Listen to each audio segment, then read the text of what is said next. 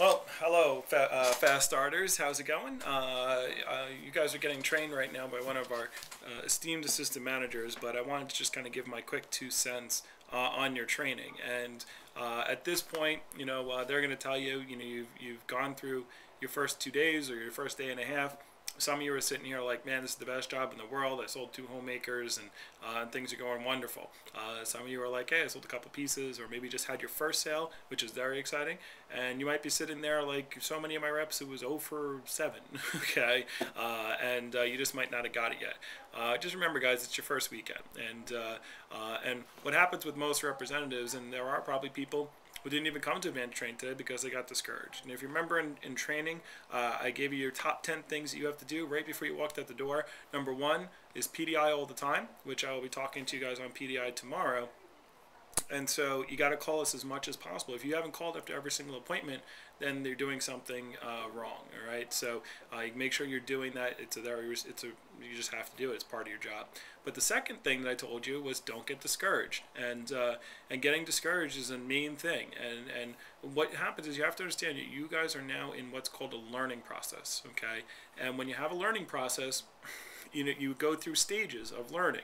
There's really 4 stages of learning, and I want to go over those really quickly with you before you hear the things that we're going to teach you in advanced training, because we could teach you all the phrases in the world, but if your mind isn't open, then you're not going to do well. And there's really 2. Remember in training, for day 1 of training, first thing I told you is there's only 2 things you need to do in order to do well in Cutco. Number 1, you have to have a positive attitude, and number 2, you have to work hard and learn the program. And so if you didn't do enough appointments, if you didn't hit your assignment for appointments, and you're not working hard, and you're not going to see success. All right.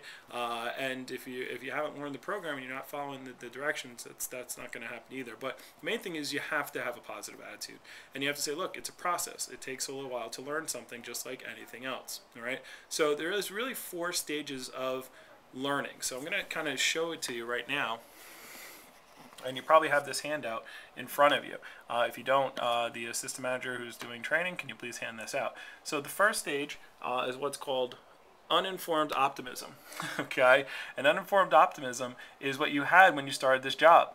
You took off, you got the job, you're all excited, you think you're going to sell homemakers, you think every customer is going to buy, and you have this uninformed optimism. It's just like anything else, just like a kid like trying to ride a bicycle for the first time. They think they're just going to jump on the bike and it's going to fly down the street, and it's really easy. And uninformed optimism means that you feel really good and you're excited, but really quickly, what happens to most people, if you see the chart, is they hit this, as you did your first demo, if you didn't sell a homemaker, it's like, oh, and you hit stage 2, okay, which is informed pessimism. And this is, pessimism, by the way, is the opposite of optimism, okay? You can be an optimist or a pessimist. Pessimists look for the bad things. And so now what happened is at this stage, the ball is going down. This is where we are right now in advanced training. And, after your first demo, it's like, oh, I didn't sell a homemaker. Oh, I didn't get recommendations. Oh, this doesn't work. I must be doing it wrong. I might not be good. My customers, most people, stage 2 is what's called blame stage. It's like, oh, my customers or my parents or my family or this, or if you knew what it was like to be me, and it doesn't work for me.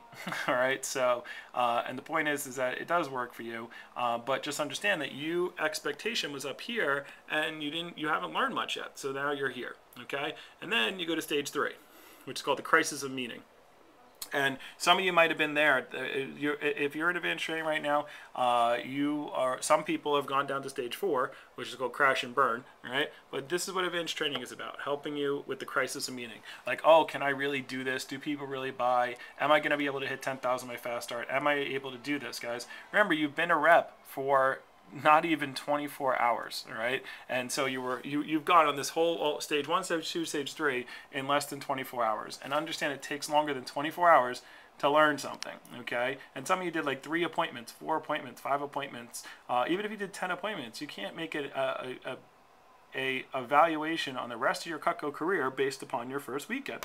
That would be like somebody going to college and looking at the syllabus and then saying, oh my God, I can't do this, it's too hard. All right, so what we're going to do right now is we're going to teach you, we're going to help you right here, the crisis of meaning. You're at a critical junction right now. You will do one of 2 things. You'll either go down to stage 4, which is crash and burn, okay, and you'll be like, oh, I quit, I can't do it, which is unfortunately where a lot of people go. All right, there are probably people who are not in advanced training right now who who were at training, and they just went right to there. They crashed really fast. Okay, they did 2 demos. They said, I can't do this, and we told you that.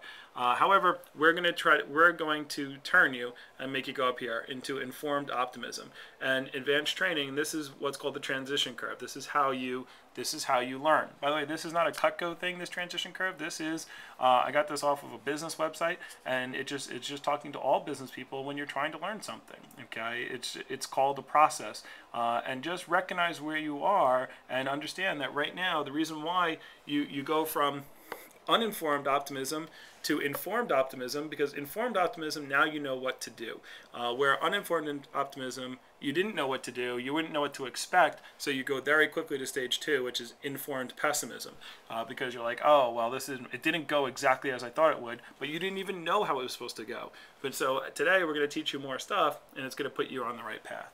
All right, so if you're like, oh man, you don't know what it's like to be me, let me take a guess. And I know Jolly's going to teach you, but if you went and did demos today, let me take a guess as to what your customers said to you. They said 1 of 5 things. You said, so Mrs. Jones, I wouldn't be doing my job if I didn't ask, I'd get the homemaker and get your kitchen tools or shears for free.